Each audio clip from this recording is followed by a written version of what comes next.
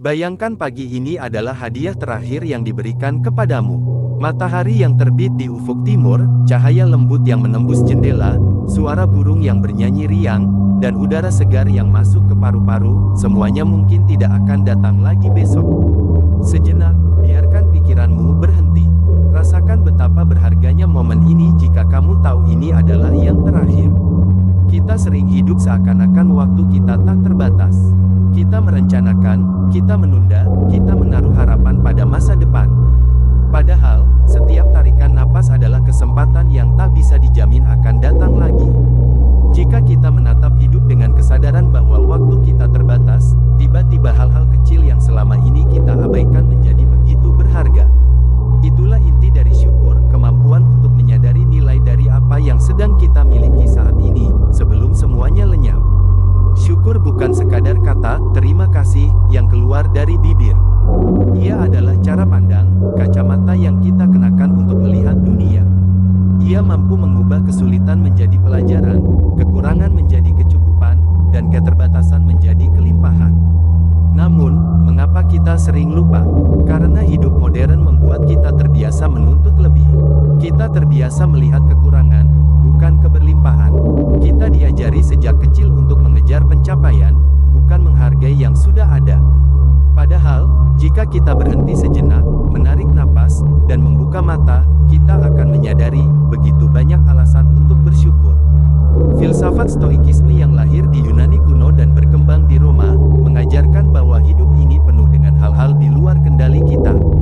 Kita tidak bisa mengatur cuaca, tidak bisa menghentikan waktu, tidak bisa memaksa orang lain mencintai kita atau memperlakukan kita dengan baik. Bahkan tubuh kita sendiri tidak sepenuhnya kita kuasai, kita bisa jatuh sakit kapan saja, menua setiap hari, dan pada akhirnya mati. Tetapi ada satu hal yang sepenuhnya berada dalam genggaman kita, cara kita memandang dan menilai apa yang terjadi. Inilah kebebasan sejati yang dimiliki manusia. Syukur adalah senjata yang menjadikan kita kuat menghadapi kenyataan. Dengan bersyukur, kita tidak lagi dikuasai oleh keinginan yang tak ada habisnya, melainkan mampu hidup selaras dengan apa adanya dunia. Marcus Aurelius, kaisar sekaligus filsuf Romawi, pernah menulis dalam Meditations. Saat kamu bangun di pagi hari, pikirkan betapa berharganya hak istimewa untuk hidup, untuk bernapas, untuk berpikir, untuk menikmati, untuk mencintai. Kutipan ini bukan sekadar kalimat indah yang bisa dipajang di dinding. Ia adalah panggilan untuk membangunkan kesadaran kita. Betapa sering kita lupa menghargai hal-hal sederhana, udara yang masih bisa kita hirup, tubuh yang masih berfungsi, atau bahkan fakta bahwa kita masih diberi kesempatan membuka mata. Syukur, bagi para Stoik, bukanlah romantisasi hidup. Ia adalah realisme. Mereka menyadari betapa rapuhnya hidup, betapa dunia penuh dengan ketidakpastian. Justru karena itu, mereka memilih untuk menghargai yang ada, bukan meratapi yang hilang atau menuntut yang mustahil. Orang yang hidup tanpa syukur akan selalu merasa kekurangan. Mereka terus mengejar sesuatu tanpa henti, seperti seseorang yang minum air laut, semakin diminum, semakin haus. Kekayaan bertambah, tapi hati tetap kosong. Pencapaian diraih, tapi rasa puas tidak pernah tiba. Sebaliknya, orang yang hidup dengan syukur bisa merasa cukup, bahkan di tengah keterbatasan. Mereka melihat bahwa yang sedikit pun bisa menjadi berlimpah bila hati mampu menghargainya. Seorang Stoik tidak mengukur kebahagiaan dari jumlah, melainkan dari cara pandang. Coba bayangkan dua orang yang memiliki jumlah uang sama. Yang pertama terus membandingkan dirinya dengan orang yang lebih kaya. Ia merasa kekurangan, hidupnya penuh iri, dan hatinya tidak pernah tenang. Yang kedua melihat uang itu sebagai berkah. Ia bersyukur bisa makan, bisa berbagi, bisa memenuhi kebutuhan dasar. Hasilnya, ia merasa kaya setiap hari. Perbedaannya bukan pada jumlah, melainkan pada cara melihat. Itulah kekuatan syukur. Ribuan tahun setelah para filsuf Stoik mengajarkan pentingnya syukur, ilmu pengetahuan modern kini membuktikan kebenarannya. Penelitian dalam psikologi positif menunjukkan bahwa orang yang melatih rasa syukur secara teratur memiliki tingkat kebahagiaan lebih tinggi, stres lebih rendah, bahkan kesehatan fisik yang lebih baik. Otak kita merespons rasa syukur dengan melepaskan dopamin dan serotonin, zat kimia yang membuat kita merasa bahagia dan damai. Dengan kata lain, Bersyukur bukan hanya tindakan moral atau spiritual, tetapi juga terapi bagi jiwa dan tubuh kita. Sebuah studi menemukan bahwa orang yang menuliskan hal-hal yang mereka syukuri setiap hari selama beberapa minggu menunjukkan peningkatan kualitas tidur, lebih sedikit merasa cemas, dan lebih termotivasi untuk menjalani hidup. Bayangkan, sesuatu yang sederhana seperti menghargai apa yang kita punya ternyata bisa mengubah kualitas hidup secara drastis. Namun, mari kita jujur. Bersyukur tidak selalu mudah. Kita hidup di era di mana perbandingan begitu mudah dilakukan. Media sosial menampilkan kehidupan orang lain yang seolah sempurna, liburan mewah, pencapaian besar, wajah bahagia, pasangan romantis. Kita melihat itu semua dalam genggaman tangan, hanya dengan menggulir layar. Lalu kita mulai merasa bahwa hidup kita kurang. Perasaan iri pun muncul, disertai keluhan tanpa henti. Kita lupa bahwa apa yang kita lihat hanyalah potongan kecil, bukan keseluruhan. Tidak ada yang mengunggah foto saat mereka menangis di kamar, saat mereka gagal, atau saat mereka merasa kesepian. Epictetus, seorang filsuf Stoik, pernah mengingatkan, jangan berharap kejadian berjalan sesuai keinginanmu, berharaplah agar kejadian berjalan sebagaimana adanya. Maka hidupmu akan tenang. Kutipan ini membawa pesan penting, penderitaan kita sering bukan datang dari kenyataan itu sendiri, melainkan dari ekspektasi yang tidak sesuai dengan kenyataan. Ketika kita menginginkan hidup selalu berjalan mulus, kita akan kecewa. Tetapi ketika kita menerima hidup sebagaimana adanya, kita bisa menemukan ketenangan. Syukur adalah cara terbaik untuk berdamai dengan kenyataan. Dengan bersyukur, kita berhenti menuntut agar hidup sesuai dengan bayangan kita, dan mulai menghargai apa yang sebenarnya sudah ada. Hambatan terbesar rasa syukur bukanlah kurangnya sesuatu di luar, melainkan kurangnya kesadaran di dalam. Ada satu latihan stoik yang sangat kuat untuk menumbuhkan rasa syukur, yaitu premeditatio malorum, membayangkan kehilangan. Bayangkan bahwa orang yang kamu cintai tidak lagi ada. Bayangkan tubuhmu sakit dan tidak bisa bergerak. Bayangkan kebebasanmu direnggut. Latihan ini bukanlah untuk menakut-nakuti, melainkan untuk membuatmu sadar betapa berharganya apa yang kamu miliki saat ini. Ketika kita membayangkan kehilangan, kita akan lebih menghargai keberadaan. Selain itu, ada latihan sederhana lain, menuliskan 3 hal yang bisa kita syukuri setiap malam sebelum tidur. Hal-hal kecil seperti makanan hangat, tawa bersama teman, atau bahkan kesempatan untuk beristirahat. Jika kita konsisten melakukan ini, cara pandang kita akan berubah. Kita akan lebih peka terhadap kebaikan kecil yang sebelumnya terlewat. Banyak orang yang terus menunda kebahagiaan. Aku akan bahagia kalau sudah kaya. Aku akan bahagia kalau sudah sukses. Aku akan bahagia kalau sudah menikah. Tetapi kebahagiaan yang digantungkan pada syarat tak pernah benar-benar datang. Saat satu syarat terpenuhi, syarat lain muncul. Lalu kapan kita benar-benar bahagia? Jawaban seorang stoik sederhana, sekarang.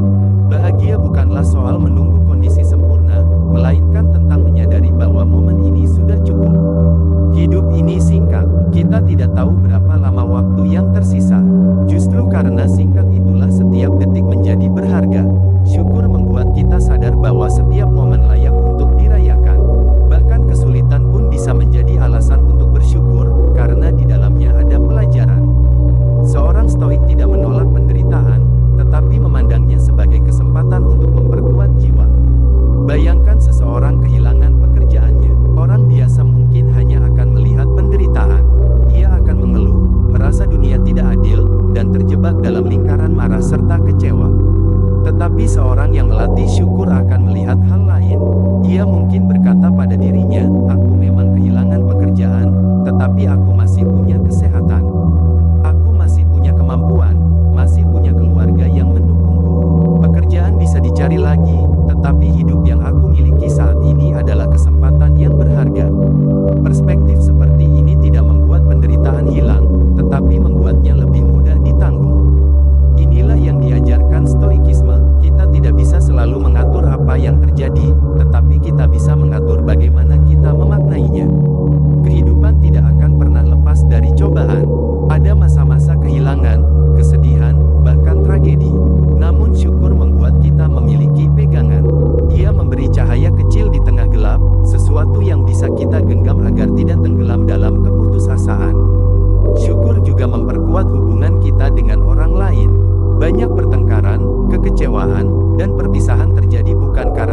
cinta, tetapi karena kurang syukur.